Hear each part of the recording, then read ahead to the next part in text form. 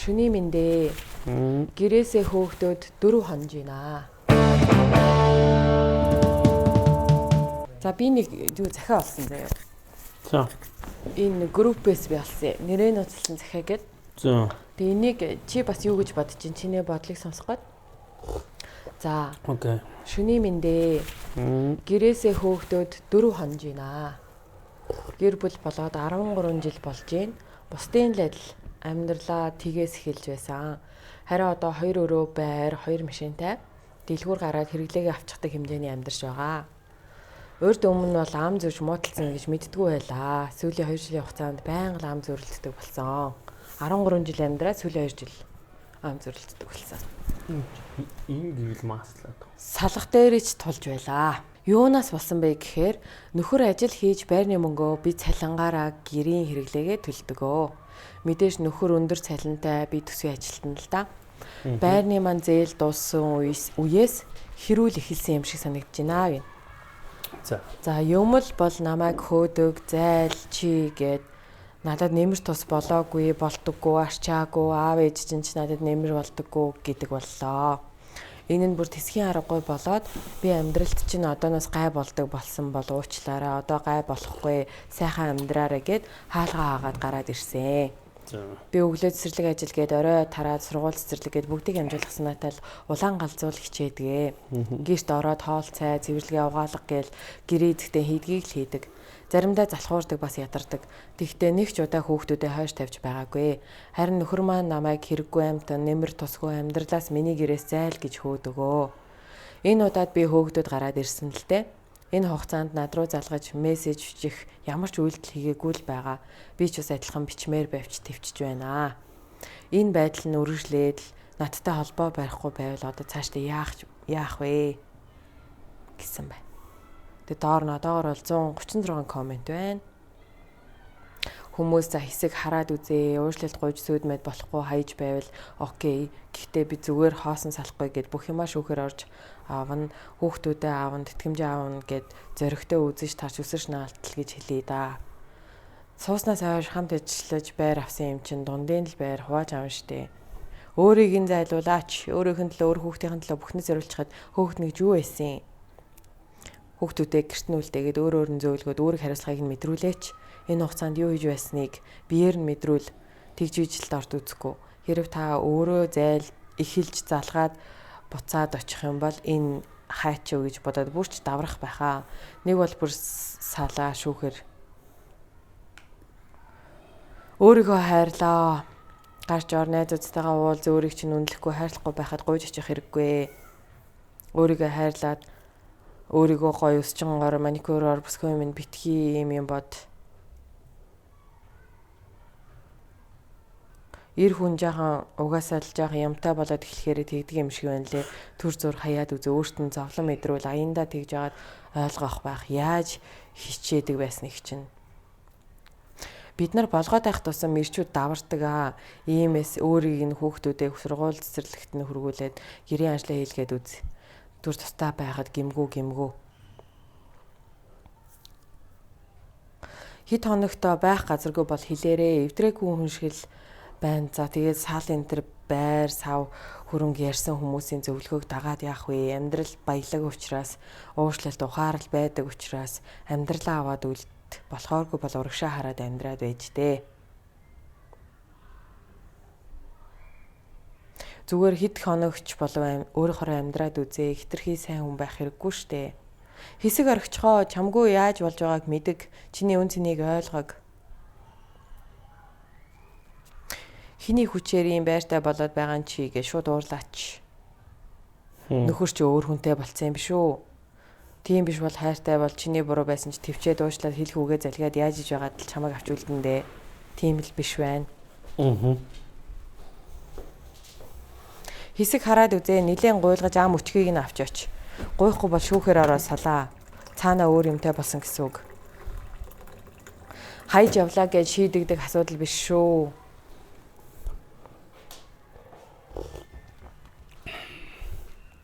Эмэгтэй хүн мөнгө олохын тулд эвдэрч харин эрэгтэй хүн мөнгөтэй болохоор эвдэрдэг гэдэг дээ. Чамайг өөр хүнээр солих бодолтой байх шиг байна. Хүүхнүүд нь бити юм сул дорой байл да. Яах гэж юм улаан галзуу юм шиг төмөр хүн шиг амьдарч ирсэн юм бэ? Сайн ихнэр сайн ээж юу н жаргаад байдаггүй юм л да. Цэцэг шиг байхад навц суучаад сүлд нь хөгийн зан гаргадаг байж штэ. Өөртөө их анхаарал хандуулаарай. Ажил хөвгөд гэсээр өөрийгөө мартсан байдаг шүү. За гих мэтлэг хүмүүсийн коммент. Чи юу бодож байна? Яг нөгөө хүмүүсийн комментуудыг сонсохоор нөгөө нэг дийлэнх нь бол нөгөө одоо нөгөө хүн чинь нохоог хацахаар бид нар чинь зөрүүлээ хазадгүй шүү дээ тий. Яг тэрүүнтэй адилхан зөрүүлээд хазал гэсэн тиймэрхүү зөвлөгөөл өгчөөд байна л да. Тий. Яа тиймэрхүү одоо арин шинтэй зөвлөгөөнүүд гэх юм уу? Тий. Яана би нохоонд хазуулчлаа гингүүтэл доор нь зөрүүлээд хазаач юм уу хогийг ястаа яаж хазахаар яаж өвдөдгийг үзүүлээд юм уу тэр мөн нохоонд гэж байгаа юм шиг л зөвлөгөө өгж байгаа. Дийлэнх. А зарим нэг нь бол болохгүй нохоо зөрүүлж хазаж болдгоо маа гэдэг тиймэрхүү юмнууд өгсөн байна. Тэгээд эсвэл бидний бас би өрсөлдөө бас тэгж бод бидний бас цусанд байдаг юм болов хүн алалц гэхээр шууд зөрүүлэл биенээс илүү алалцах ёстой гэж бодоол тий. Ингээл давж гарах гал байгаад идэх юм болов. Арай өөр талаас нь арай энэ чинь маш олон харах өнцгүүд байгаа даа шүү дээ. Энэ үйл явдлыг энэ хүн өөрийнхөө амьдрал бос үйл явдлыг одоо нэг л өнцгөөс ингээ урдаас нь юм уу эсвэл яг өөрийнхөө харж байгаа өнцгөөс нь ингээл ярингуут яг дагаал тэр хүүхний харж байгаа өнцгөөс нь хараад ингээл өөрсдийнхөө сэтгэлдлийг илэрхийлсэн байна л. Чам дээр хүн ирээд яг ингэж хэлвэл чи юу гэж хэлэх вэ? Би бол юу гэж хэлэх үү гэвэл зүгээр л эхлээд бол нөгөө энэ бол зүгээр юу штэ пейн штэ одоо өвчнөр ярил бол энэ бол зүгээр шинж тамддаг байна. Үндсэн асуудал нь яг юу вэ гэдгийг л хоорондоо ярилцах гэж үзнэ. Энэ бол зүгээр л ингээд үндсэн асуудлаас үүдж байгаа зүгээр л нэг юм шинж тамддаг. Тэгэхээр яг үндсэн асуудал нь яг юунда байна? Тэр гэр бүлд тий.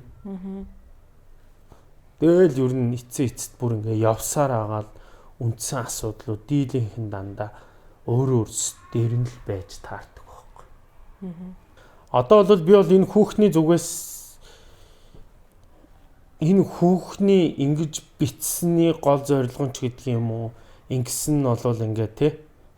Энэ хүмүүсийн хэлдгээр бол ингээд тэр ямар муухай залуу вэ?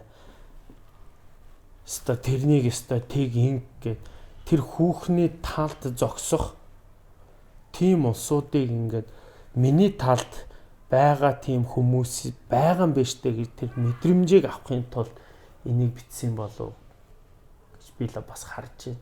Гэхдээ тэр бол зүгээр мэдрэмж аваад өнгөрөх төдий болохоос биш яг энэ үндсэн юугээ бол асуудлаа шийдэж чадаагүй. Гаднаас нь харахад бол асуудлаа шийдэх гэж яахаа мэдгүй байгаад бичиж байгаа юм шиг харагдаж байгаа. Үгүй гаднаасаа бол хизээч яг ийм асуудал болоод байна гэдэг юу бол биш зүгээр л одоо чи хэлж байгаа үгийг хараач те би гэрээсээ хөөгдөөд ингээд хоёр хончлоо би ингэчлээ эн чинь ингээд би ганцаардж байна миний талд зогсох хүн байхгүй байна гэдэг нэг тийм юу харагдаад байгаа. Надад хань эрэхтэй байна. Гэхдээ би одоо энэ хүүхэнтэй биеэрээ уулзаж үзээгүй зүгээр өөрийнх нь битсэн байгаа байдлыг харахад бол зүгээр л өөрийнх нь тал хин нэгэн зогсоод тэр залууг буруутгаад тэгээд нэрээ тийштэй тэрний л буруу штэ. Гаднаас харахад үйлдэл нь болохоор нөгөө бусдаас тусламж хүсэж байгаа юм шиг боловч яг нэг хийсэн үйлдэлийнх нь цаад ингээд юуг нь харахаар хэрэг үнэхээр яг энэ гэр бүлийн асуудлаа шийдэ гэж бодсон бол магадгүй яг тэрэнд нь тусалж чадах үйс хүнээс энэ тухайгаа асуух байсан ч юм уу тий нөгөө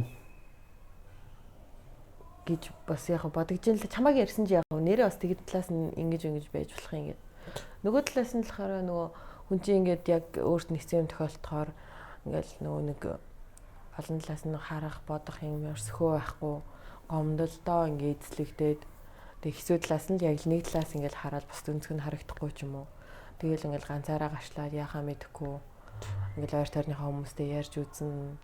Ингээл нэг гаргалгаа хайгаад тэгээд ингээд пост хийсэн болов уу гэж би бол бодчих. Миний зүгээс тэгээд тэглээгээд мэдээж асуудал шийдэхгүй шүү дээ. Одоо нэг газар пост хийчлээгээд гэрүүлийнх нь асуудал шийдэгдээл нөхөртөө уулзраад одоо эхнэр нөхөр хоёрын хоорондох асуудал сошиал дээр пост хийчихснээр бол шийдэхгүй шүү дээ.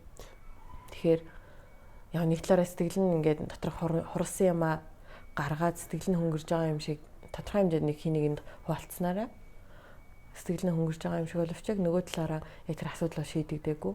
Гэхдээ яг өөрөө нэг арай хөнгөрсөн мөглөрсөн юм а гаргаж байгаа болохоор нэг арай дээрчиж магадгүй.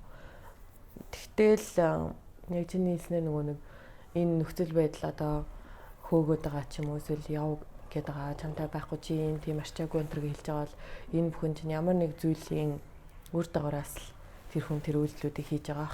Тэгэхээр энэ эмэгтэй ч гэсэн бас хэцүү байсан баг. Бас ямар нэгэн зүйлээс шалтгаалаад тэр үндсэн шалтгаан болвол тэр үгийг сонсох болсон тэр үйлдэлээс л ихтэй гэж би бол ихний хэлжинд хэлнэ. Тэрнээс биш хүн өглөө босоод за энийг нэг хөөгөөт. Али чи яв гэд хүн хөөнө гэж хизээч байхгүй шүү дээ. Тийм үстэй.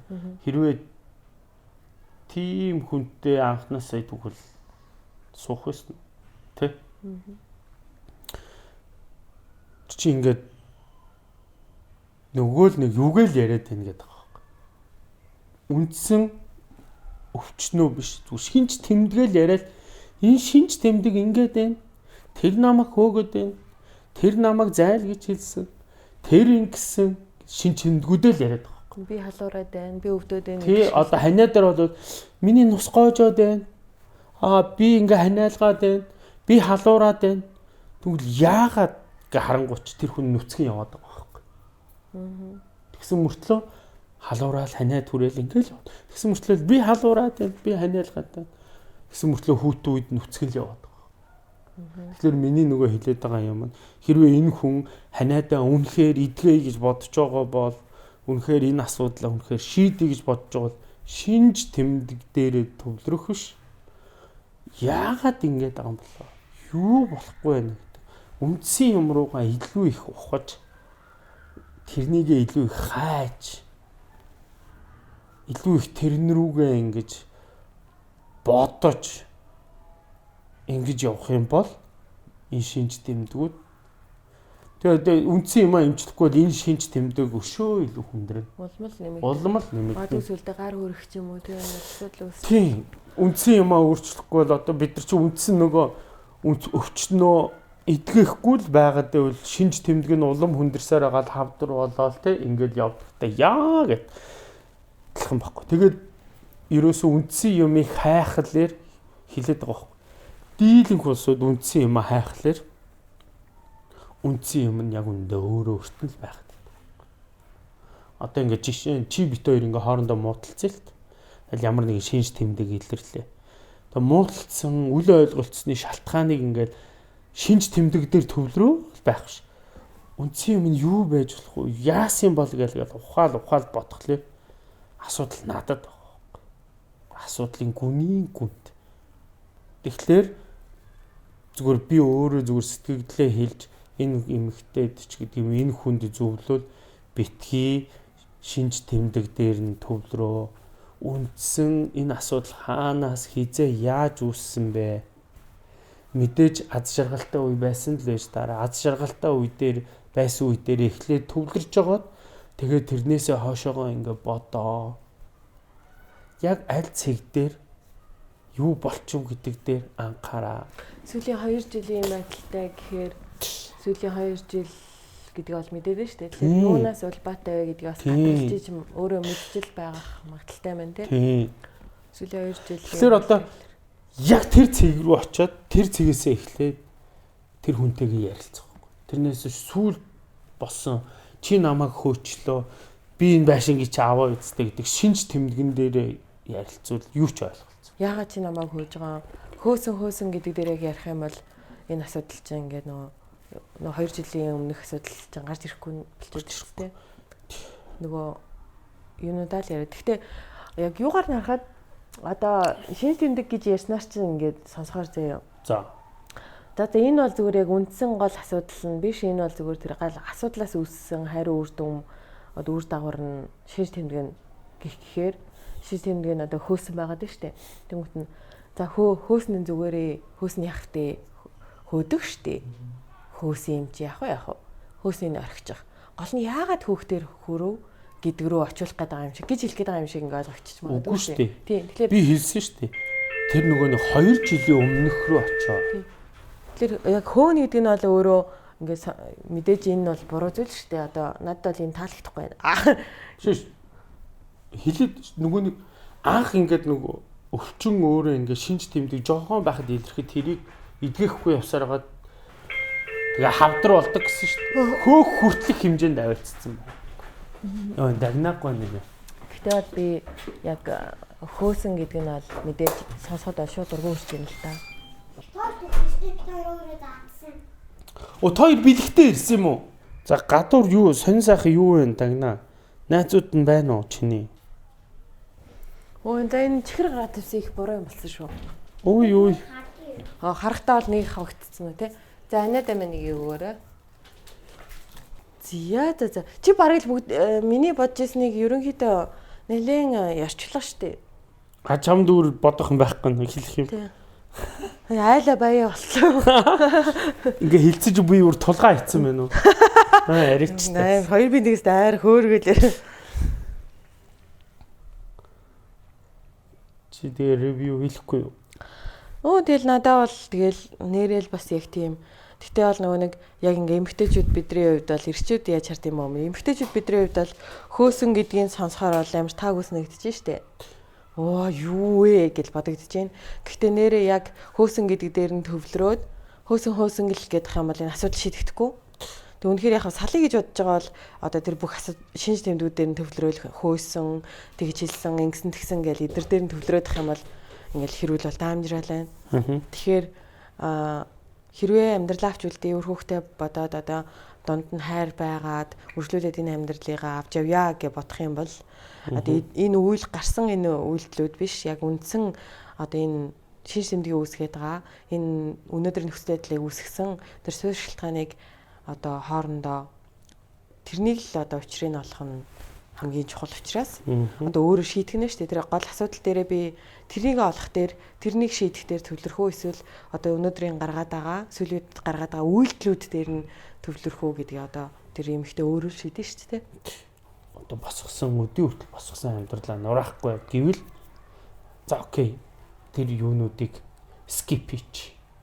Буцаад хоёлаа яг аж аргалтай байсан юм анх байсан байна. 2 жилийн өмнө те. Тэгвэл тэрэн дээрээ эхлээ төвлөрөөд бодоод ярилцаад яг хаанаас юунаас эхэлж вэ гэдгийг олох хэрэгтэй. Хэн болоод магадгүй одоо нөгөө нэг үргэлжлүүлээд босгосон амьдралаа нураахгүй тэ зориод байгаа юм нь бол харагдах болов. Тэр зэгээс эхэлж.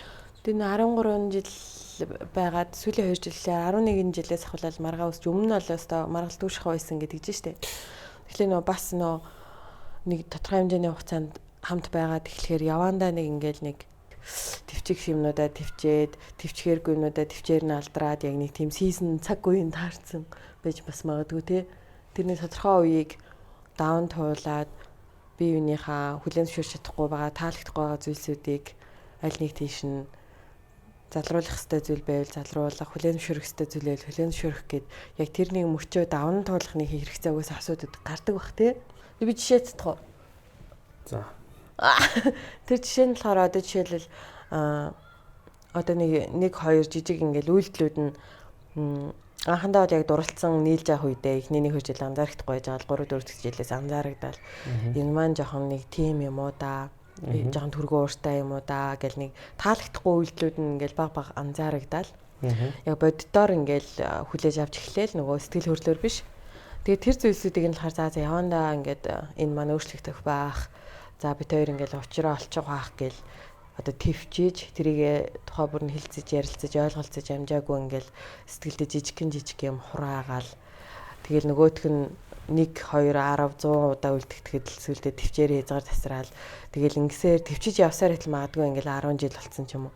За одоо ёстой би энийг твчиж байгаа. Одоо энэ үйлдэлүүд нь арай дэндүү байнаас тань хизээч өөрчлөгдөхгүй мэн гэ бууж өгөөл энэ юу н хизээч одоо өөрхөн болохгүй юм байна. 10 жил твчнэ гэж байх хөдөлгөө нөө. Байд юм байл шүү. Би одоо 10 жил твцсэн зүйлсүүд бас байдаг шүү. Тэгэл дэсрээл чадхаа болоод хийж гаргасан. Тэрэн дээр л улбаалал мөнхөөс миний би жишээ татаад ярьж байна л та. За окей би чам ингээ хатгаалаа. Өглөө босч ирээл хатдаг бай. 10 жил хатгаа. 10 жил чи хатгуулж чадах уу? Тэгээ 10 жилийнх нь 3-ыг хасчи.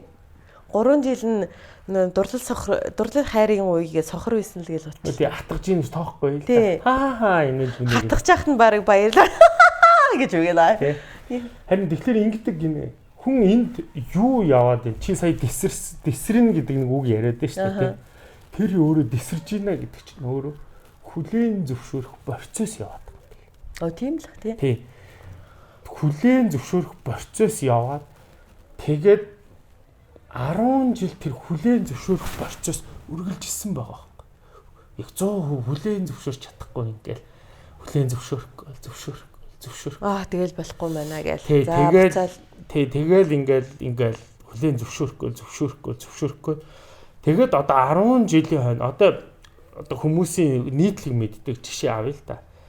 Арх уудаг бай. Анх суухад арх уудаггүй байсан. 3 4 5 дахь жилээс эхлээ арх уулаа. Би энэний арх уудаг архинд орсон байдлыг 10 жил дэвчлээ биш. 10 жил хүлээн зөвшөөрөх гэж яаж нь орлого. Тэгээ сүүлдээ бүр за би хүлээн зөвшөөрч чадахгүй юм байна. За ёстой хүлээн зөвшөөрч чадахгүй юм байна. Одоо саалъя. За чи өөр арх ууха болохгүй юм байна гэж. Орлого хийсэн байгаад байгаа. Тэрнээс дэвчээгүй байгаа. Хүлээн зөвшөөрөх гэж орлого хийсэн. Тэгээд гэтээ арх уухыг яг 100 хүлээн зөвшөөрч болох уу? Үгүй би нөгөө энэ процессыг яриад жишээн дээр битгий төвлөр. Жишээн дээр болж байгаа процессыг яриад байгаа байхгүй. Хүн хизээч дэвчнэ гэж байдгүй. Зүгээр хүлээн зөвшөөрөх юм он цаг хугацаа үйлдэлүүд л яваад идэг.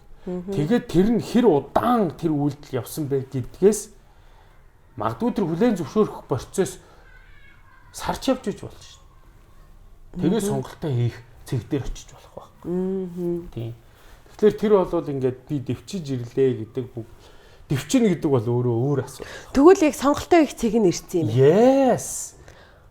Одоо тэгвэл яг энэ гэр бүлийн хувьд л эхнэрчдэр нөхөрчдэр сонголтоо их цэг дээр одоо сонголтоо их хагцаараад одоо сонголтоо их цэг дээр ирлээ. Одоо яах вэ? За тэр сонгогдох гээд байгаа тэр зүйл нь одоо хүлээн зөвшөөрөх хүйц зүйл байх, үзээч хүлээн зөвшөөрөхгүй зүйл гэж бас байж болно шүү дээ, тий. Одоо жишээлбэл сая арх уух гэж штэ.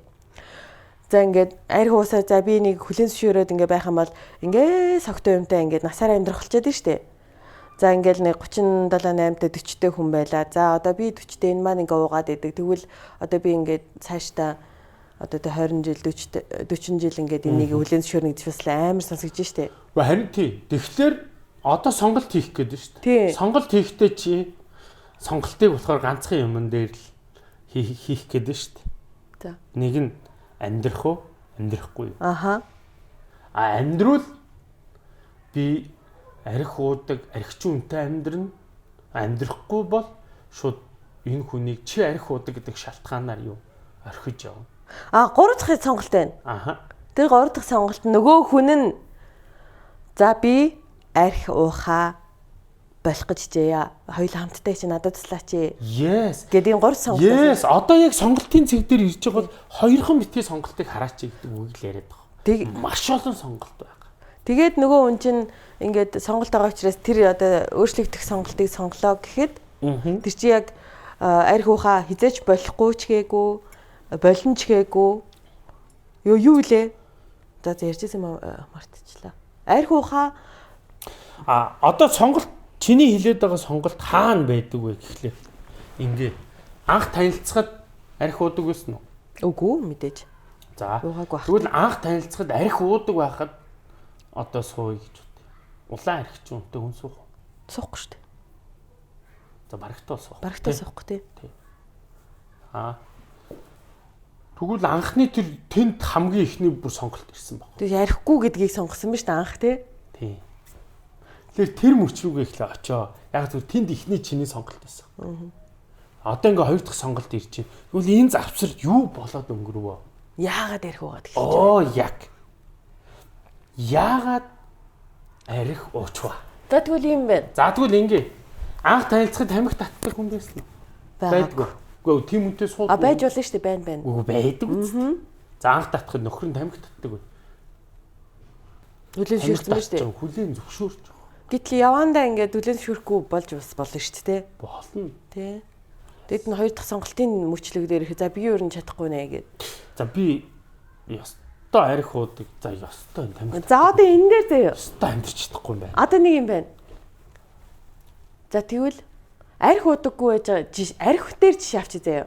За арих уудаг гэдгийг нь одоо хүүхэмсэг гэдэгтээ зөөрлөж болно шүү. Анх суухтаа мэдээж арих уудаг байхад нь суугаагүй, арих уудаггүй байхад нь сонголтоо хийгээд суусан байлаа гэж бодоход явцдаа өнөөдрийн цэг дээр ирэхэд арих удаг болсон. Чиний арих удагтай чинь би төвчиж одоо хүлэн зөвшөөрч амьдарч чадахгүй. Чиний наа хүүхэмсэг байдалтай чинь би хүлэн зөвшөөрч амьдарч чадахгүй.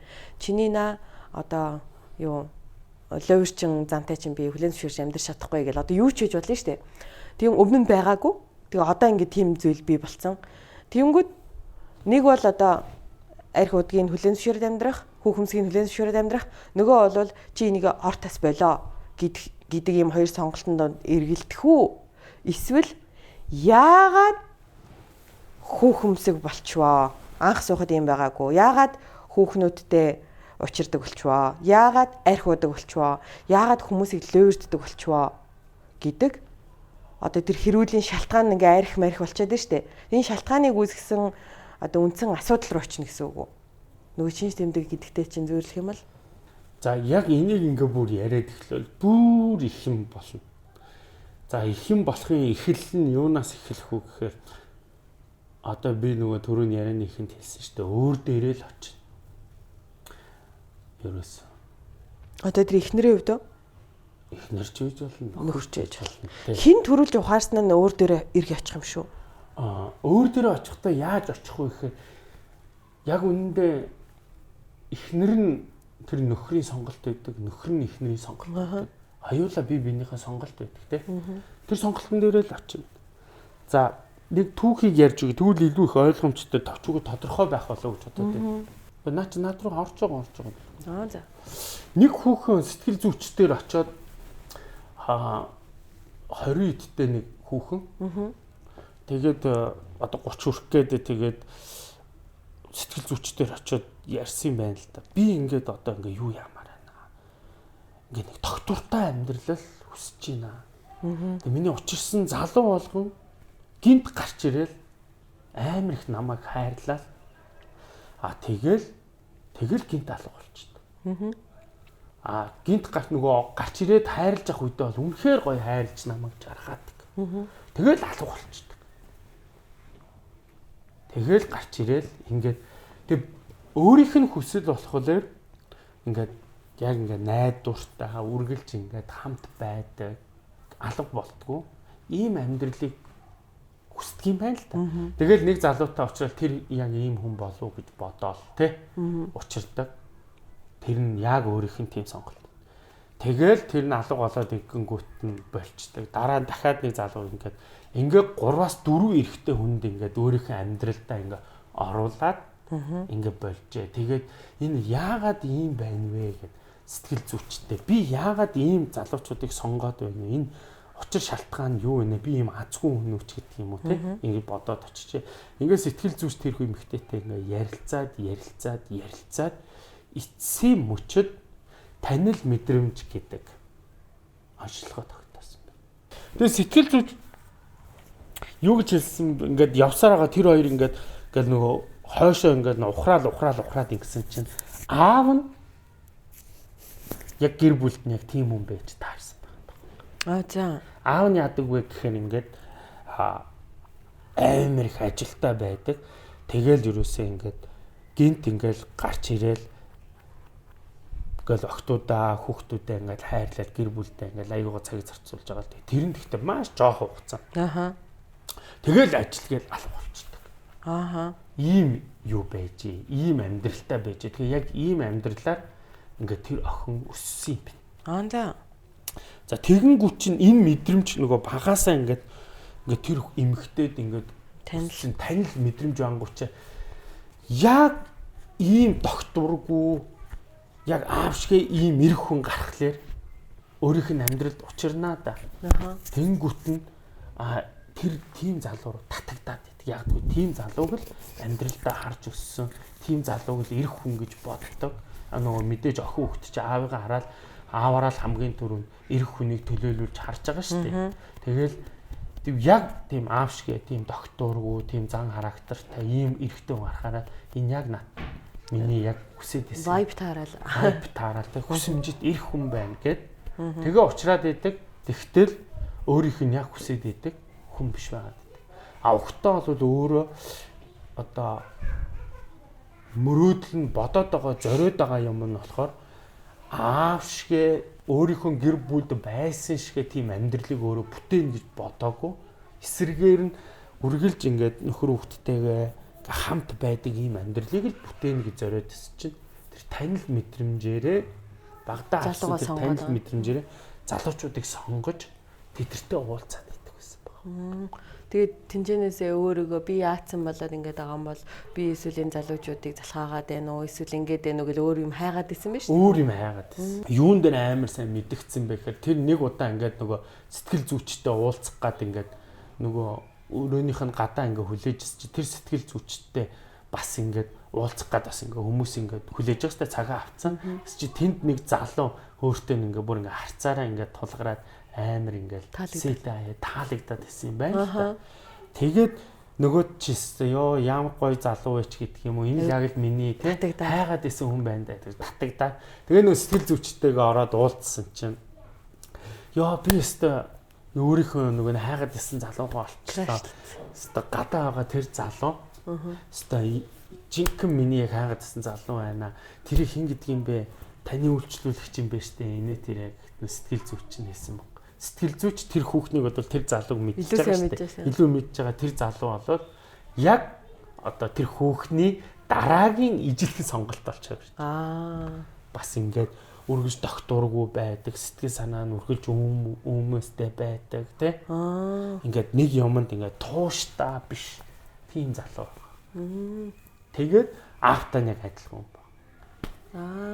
Одоо тэр залуу хүүхний сонгосон сонголтууд нь дөрөвт ирээдүйд дахиад сонгож байгаа сонголт нь үрт яг аавтайгаа адилхан байна. Нөө багаас энэгчсэн яг тийм хүнтэй харьцаараад яг тэр зүйлтэй. Энэ бол ингээд танил мэдрэмж. Нөө тийм хүнтэй чинь нөгөө нэг өгөө аваад харилцаа ингээд харилцаад сурцсан. Ийм хүнтэй чи яаж харилцуул яадаг гэдэг ингээд бүр ингээ аргыг нь олцсон учраас шууд уулзаал баг шууд яриа мараа таараалтай учрыг нь олоод тэр чинь багаасаа дуршлагчсан. Тэгэхээр нөгөө энэчнээс нөгөө одоо нөгөө буцаад нөгөө төрөөнийхээ юм руу очие гэхлээр нөгөө асуудал руугаа очие гэхлээр чи анх тэр залуутаа тэр хүүхэнтэй уулзаад уулзраа чи сонголтоо хийхдээ дахиад нөгөө өөрөө өөрлөв. Чи яг юун дээр тулгуурлаад сонголтоо хийсэн бэ?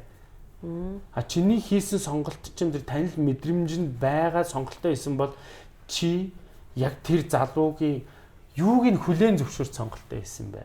Тэр нь хизээ нэгэн цаг та нэгтээ надад танил зүйл байсан бах магадaltaй шүү дээ. Чи тэгвэл миний юуны танил юм болоо? Чи та би таны юуны танил юм болоо? Нэг тийм танил юм байна. Тэгээд нөгөө нэг манай монголчуудад нэг ингэж хэлдэг шүү дээ. Эмэгтэй хүн бол аав шиг хүнийг сонгодог. Эрэгтэй хүн бол ээж шиг хүнийг сонгодог гэдэг чинь ерөөсөө сэтгэл зүйч юм уу? Ерөөсөө өөрийнх нь багаасаа таньж мэддэг тэр мэдрэмжэндээ эсрэг хүсний хүнээ татагдаж сонголтоо гээд идэм бэл ч тийм. Одоо тэгээд өөрийнхөө багаасаа одоо харьцаж үзээгүй өөр зан характертай өөр ертөнцтэй тийм хүнтэй харилцах гэхлээр ингээ яриад харахгүй ч юм уу те яаж харилцаа ойлгохгүй ч юм уу ингээд өөрийгөө бас бүрэн нээж чадахгүй ингээд бие барьж марайл ч юм уу те. Тэгэхээр тэнцээ ингээд нэг клин гэдэг юм үүсэхгүй байх магадaltaй шүү. Энэ бол би энийг ингээд юунаас мэдсэн бэ гэхээр энэ нөгөө нэг сүүлд би энэ нөгөө энэ ном юм байлээ. Сэтгэл зүйчийн бичсэн ном. Тэгээ энэ ном болохоор чи хин нэгэнтэй ярилцах хэрэгтэй байхаа гэдэг нэртэй ном. Тэгээд энэ номон дээр болохоор ямар подкаст үзсэн 5 билүү 6 ийм одоо тийм хүний тухайн стори сэтгэл зүйч нь өөрөө ингээд тэдэртэй ярилцаж ингэсэн ийм сэтгэл зүй юм байна. Тэр нөхин Батцэг билүү? Цэцэг бат билүү? Батцэг гэдэг номын подкаст идэх юм мэдэрч тэ. Тэрний нэг дугаар дээр энэ номыг бүр яг оройн авч унших юмсан. Амар хэрэгтэй. Би болохоор нэг подкаст үзчихсэн чи подкастероос яг энэ танил мэдрэмжийн талаар ярьжсэн байхгүй. Энэ нэг хүмүүс сонгохдоо яг ээж шиг яадаг мадаг гэд. Окей. Одоо юу н ойлгосноо. Тэгэхээр нөгөө нэг хамгийн анханасаа би тэр хүнийг одоо сонголтоо хийх гээд нь штэ. Би энэ үнтэй амьдрна. Амьдрах гэж байгаа бол яг би танил мэдрэмжэн дээр тэгвэл эхлээд өөрийгөө мэдэх хэрэгтэй. Яг юу миний танил мэдрэмж вэ? Тэ? Би хин энийг таньж би хинэнийг мэдэх үү? Би хинтэй ойр өссөн бай. Би юу вэ гэдгээ эхлээд ингээ би хин бэ гэдгээ. Тэгэхээр ч одоо багтман жишээлбэл миний эргэн тойронд байсан эрэгтэй хүмүүс одоо ингээл байлаа гэхэд одоо тэр идээс л эрэгтэй хүнийг үлгэрлэж харж ингэж харилцаж дасаж сурсан байх нь шүү дээ. Тэр нь нэгдүгээр эмэгтэй хүүхдэд бол аав наага дараагийнх нь төрсөн ах нь байгаа. Одоо нэг эрэгтэй хүмүүс үстэй. Тийм. Эмэгтэй хүмүүс. Эдгэр чамд тэр танил эсрэг хүсний танил мэдрэмжийг үлдээн гэдэг байна. Тэгвэл тийм танил мэдрэмж үлдээх одоо тэр нөгөө хүмүүс маань цөөн байвал яах вэ? Цөөн байвал чи харин хилээд тэгвэл чи цөөхөн л мэдрэмжтэй юм. Тэгэхээр бүр нөө сонголтоо ихтэй бүрөөсөө бодолж өгөх нэ. Тэгэхээр чи нөө амьдрал өөрөө баялаг учраас чи тэр мэдлэгийг тэр мэдрэмж тэр юунуудыг чи ингээд одоо хамт ажилдаг ч юм уу эсвэл бол хамт 10 жилийн нийгмийн харилцаанд ороход чамд эсрэг хүүснээс ямар мэдрэмж өгсөн тэр нь чамд гүн сэтгэл үлдээж аль нь танил мэдрэмж олж хоцорсон бэ гэдэг. Тэгэхээр энэний цаана юу хэлэх гээд энэ хүн сонголтоо эсрэг хүүснийхээ сонголтыг хийхдээ өмнө нь авсан эсрэг хүүсний танил мэдрэмжэн дээрээ тулгуурлаж сонголтоо хийчих гээд байдаг юм аа. Хүүе. Тэгвэл би нэг юм асууж шалтгаалсан юм. Йоо за. Тэр юу гэхээр одоо ингээд танил ингээл мэдрэмжүүдийнхаа цоглуулгын набороос үндэслэж байгаа тий надад ингээл нэг набор байлаа л да. Ааваасаа тэрнийг ахаасаа тэрнээс ангийнхаа эрэгтэй хүүхдүүдээс одоо багшаасаа тий эргэн тойрны ингээл эрэгтэй төдий хүртэл сонголтоо хийх хүртлээр цугларсан эрэгтэй хүмүүсээс надад одоо тааламжтай санагдсан ингээл зүйлсүүдийг би цуглууллаа л да. Зан ааш одоо өнгө үзэмж харилцаа хандлага одоо ингээл бүх юмс цугларлаа нэг набор үсчлээ. Энчнээсээ би одоо ингээд нэг чеклист шиг юмтай болчоод одоо тэр бол чи явахгүй. Жишээ шүү. Тэгээ би ингээд эрэгтэй хүмүүстэй харьцаж байхдаа яг тэр дундаас нэг хид хидэн майчлангууд гээл би тэнцэнээс хүй бид хоёр чи айгүй soulmate бид хоёр чи айгүй гоё хооронд харилцаад байгаа юм шүү. Бид хоёрын дундын хүмүүс гэдэг штеп ингээл энэ ямар намайг ойлгоод ах юм бид хоёр айгүй гоё хооронд харилцаа ингээл урсаал яваад байна ч гэдэг юм уу мэдрэмжлээ гэж үгүй. За ингээд тэрнтэйгээ суулаа. Ингээд суугаа байжсэн чинь хамтдаа нэг 10 жил ч юм 15 ч юм 20 жил амьдрангууд нэг амьдрал өөрөө тэр хүнийг бас ингээ өөрчилж байгаа штэ.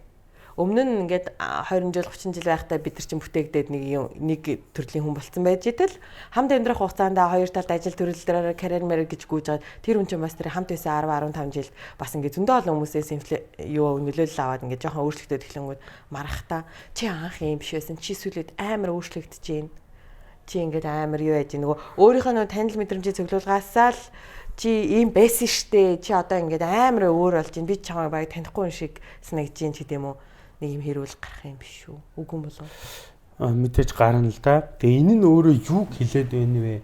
Юу болоод байна вэ? Гэхдээ за одоо ингэ зөө. Гэдэг эрэгтэй хүн ийм их сэтгэл зүйнч тэр зан характерын тэгсэн ийм их одоо юу гаргадаг мэдрэмжүүдийг гаргадаг.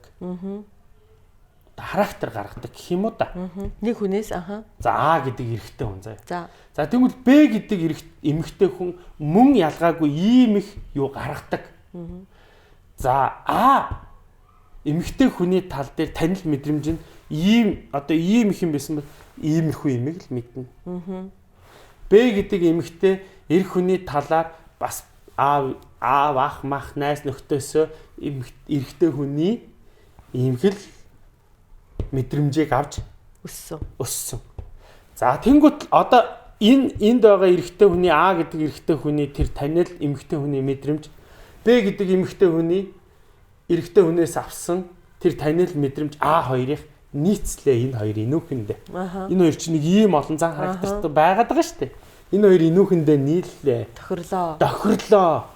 Өстой чинийхаар нөгөө сөөвлүүгээр ингээ холбогдлоо, мэдрлээ. Энэ ингээл эргэлдээд байна. Энэ аз жаргал, энэ дурлал, энэ хайр.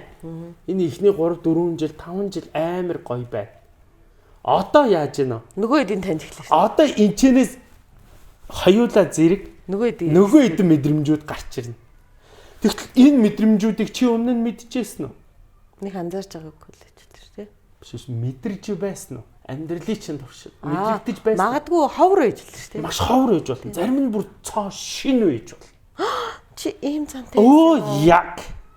Одоо энэ үргэлжлэх хамтан амьдарч явах хугацаанд энэ хүний тал тэр мэдрэгдээгүй чамд танил гэж санагдаагүй тэр мэдрэмжүүд одоо хамт амьдарч явах хугацаанд танигдаж эхлэхээр чи тэрнийг одоо таних эхэлж байгаа.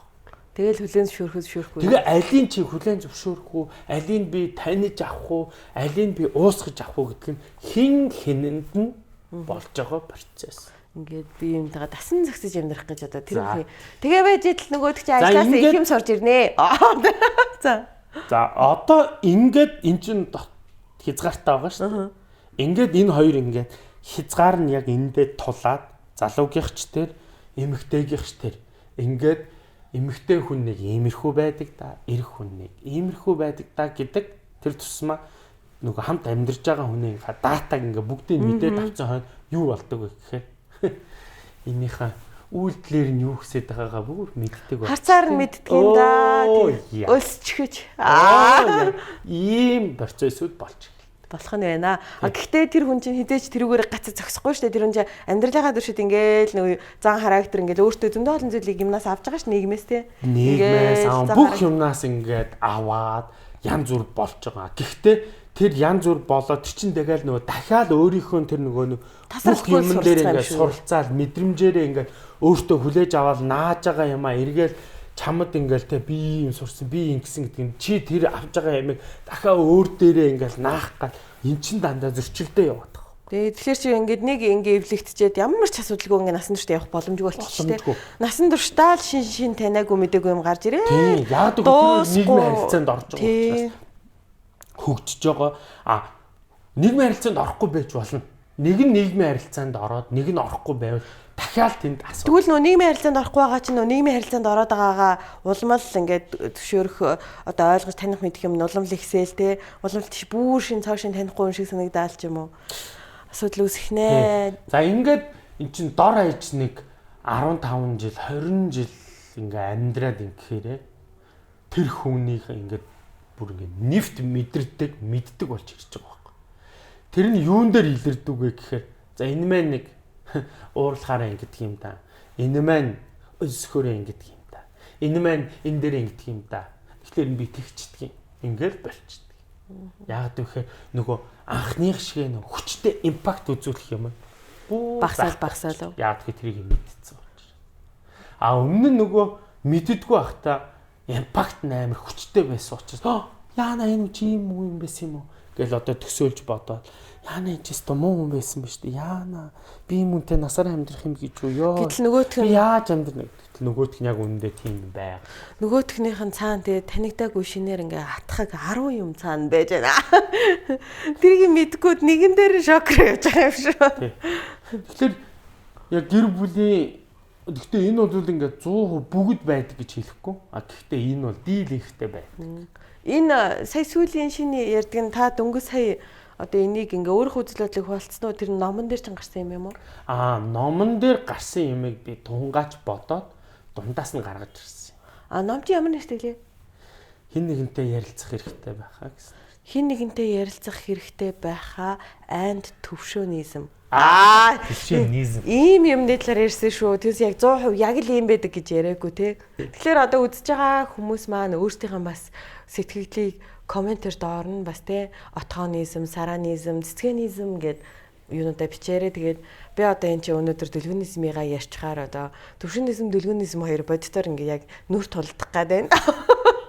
юм бол би юуныгаа үгүйсгсэн болж гад. Заавал наа хүлээн зөвшөөрөх албагүй шүү. Гогод би тэгтээ бараг л наа төвшөнизмтэй чинь төшдүүлнизм л болчих гээд байна л баг тий. Өмнө нь нас тэр нөө подкастыг сонсож байхдаа за төвшөөгийн яг юу надад анханасаа тийм танил мэдрэмжийг өгчээсэн юм бол доо гэж би бодож исэн байхгүй юу. Тэг бодоол яг юу юм болоо. Тэгвэл анханасаа шууд ингээл ойлголцоод айгу таалагдаад гэж шууд хурдан уучраа болоод ойлголцоод байсан. Тэр зүсэдэл байж таарах нь гэж би ямарсан бодож исэн. Тэгээд төвшөө оны яаж исэн нь яг зүгээр нэг заримдаас үе ингээл манай аавтай төсөөтэй юм шин чанарт гардаг байхгүй юу? Мерсэр. Тэгээд тэгэхээр нэрэж бас тийм ч юм болов гэж бодогдчихл байна л та. Яа амьдрал нэрээ баялаг ямаа. Вау. За. Энийг нүдэн. За. Нүдэн жагаад энэс ухаж авна. За энэ зарж байгаа мó тарааж байгаа бэлэг юм уу? Тарааж байгаа бэлэг. Вау. Хөө ямар гоё өнөртэй. Вау. Намар өнөртөж штэ бүр. Тэгээс юм авчаадсан надад өгөөрэй. За баярлаа.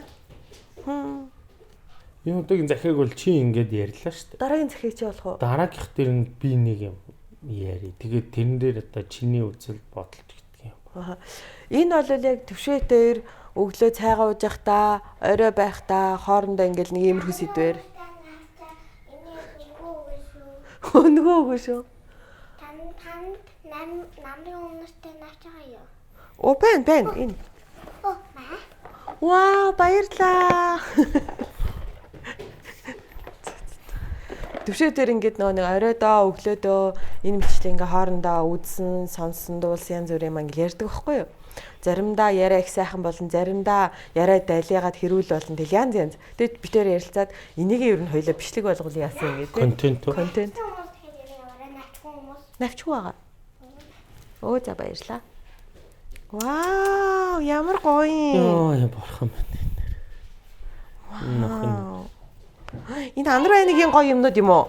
Анарвайнаа яасан гоё юм хийж өгöd байгаа юм бэ? Энэ бас. Вау, бэлэг өгсөн юм уу дэлгөөнд гэж? Хөө шинийг өгсөн юм уу? Үе. Вау! Ямар гоё юм бэ? Ямар хөөрхөн юм бэ? Энийг ус өгсөн юм уу? Ямар хөөрхөн юм бэ? Баярлалаа гэж хэлсэн юм гоё. Ээж баярлалаа гэлээдгээ. Тий. Баярлаа. Дагнаа маань сая орж ирээд нөгөө бэлэг авсан юм байна штэ. Бэлгээ үзүүлж юм. Ястаг баярлаа. Ямар хөөрхөн юм бэ? Гоё. Манг урандаа. Ямар хөөрхөн сав бэ те? Хүш нэг хоол моол хий. За. Тэгвэл анарваа яг өлсөд юм.